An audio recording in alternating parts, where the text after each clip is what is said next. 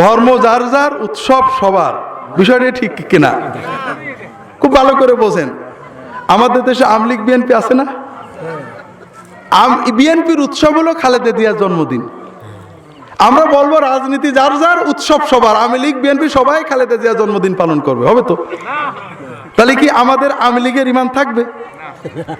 আবার আওয়ামী লীগের উৎসব হলো শেখ হাসিনার স্বদেশ প্রত্যাবর্তন। আমরা বলবো রাজনীতি যার যার, উৎসব সবার। আওয়ামী লীগ বিএনপি সবাই শেখ হাসিনার স্বদেশ প্রত্যাবর্তনে ডোল ডগর বাজে উৎসব করবে। বিএনপির ইমান থাকবে? রাজনীতির ইমান যদি এত শক্ত হয়, আর আপনি ধর্মটা আপনার কাছে এত ছোট হয়ে গেল, ধর্ম যার, ধর্মীয় উৎসব তারই হয়। 2 নম্বর কথা, আমাদের উৎসব হলো কুরবানি, গরু জবাই করা। ঈদের নামাজ আমরা পড়বো, আর গরু জবাইয়ের উৎসবে হিন্দুরা আসবে, ঠিক আছে না? যদি কোনো হিন্দুকে আমরা নিয়ে আসি, তাকে অপমান করা হবে না? কারণ গরু জবাইটা তার ধর্মে পাপ, মহাপাপ। ঠিক আমাদের ধর্মে ওই পূজাটা মহাপাপ, ওই উৎসবে আমরা যেতে পারি না।